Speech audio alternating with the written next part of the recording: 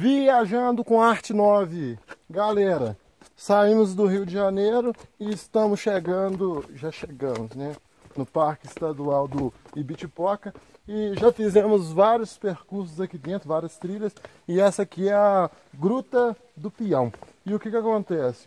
Lugar muito massa, lugar muito maneiro, mas também não é só disso que eu quero falar. Queria agradecer a todas as pessoas que me deram moral lá no Rio de Janeiro, comprando minhas poesias, ajudando. Eu estar viajando dessa forma rústica, porque é um pedágio aqui, um pedágio ali, um petróleo aqui, um petróleo ali, e a gente vai indo cada vez mais longe. E é muito gratificante viajar assim com a ajuda da galera, fraga. Então, eu agradeço a todos que me deram essa moral, não só no Rio, como em São Paulo e no sul de Minas também. A turma também me deu moral pra caramba. E é possível, gente, viajar de forma mais rústica. E a gente até valoriza mais, fraga, porque com dinheiro a gente vai até na China.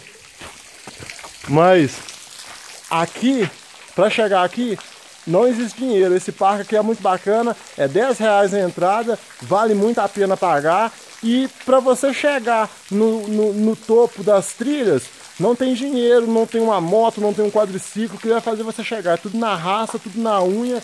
Então, estamos aqui, ó, na Gruta do Peão e é um lugar muito interessante. Agora eu vou até entrar debaixo da água.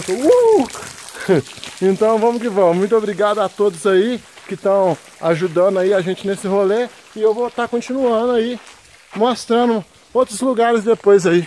Então, vamos ver qual que vai ser a próxima cidade que a gente vai estar. Vamos que vamos.